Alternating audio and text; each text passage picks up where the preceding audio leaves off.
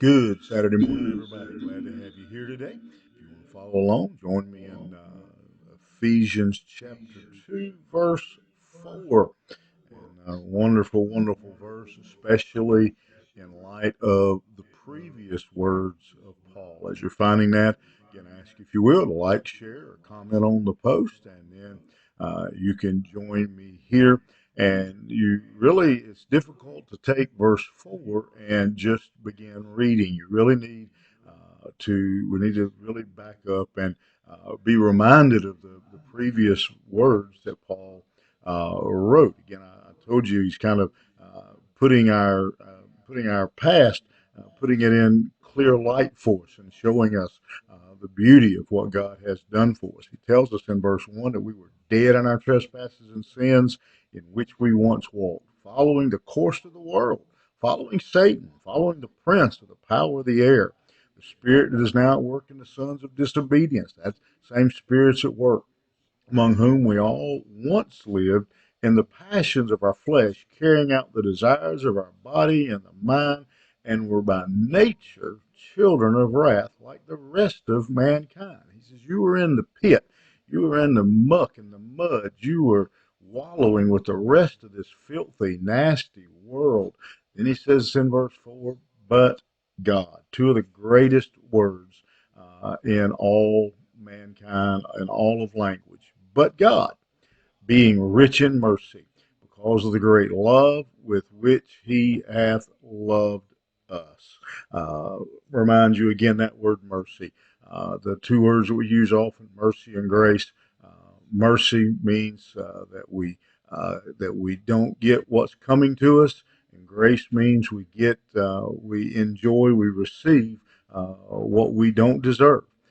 Mercy, we don't get what we do deserve. Grace is we do get what we don't deserve. And he says, but God, being rich in mercy, overflowing, abundant in mercy, because of his great love that he has, he loved us. What an amazing those words, but God. They remind us that salvation. When he says, but God, we were wallowing, as the old hymn goes, I was sinking deep in sin, far from the peaceful shore. But God, being rich in mercy, reminds us that God did this on his own. He made the decision. He made the choice. Why?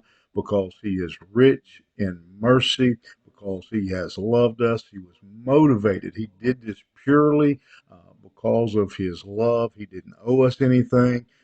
We had no reason to expect it, but God, in His mercy, threw us a life jacket, threw us a life ring, and rescued us purely because of His love.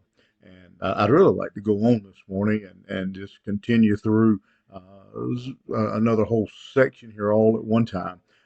But to honor your time and thank you for being here, I'm going to stop there and we'll pick back up Monday and carry on this thought that Paul had. That while I was, again, I hope that song sticks in your head today. While I was sinking deep in sin, far from the peaceful shore, God rescued me. That song says He lifted me. And why did He do it? Because He loved you. And that's all we're going to do today. That's the only verse we're going to look at. I just want you to get a good taste and a good reminder that out of the great love of God, the great mercy of God, He reached down and rescued you when you were in this condition described in those first three verses, dead in your trespasses, walking after the world, following Satan, living like this world, living like the desires of our body, the passions of our flesh, children of wrath. But God, in His rich mercy, loved you. What a marvelous, marvelous thought.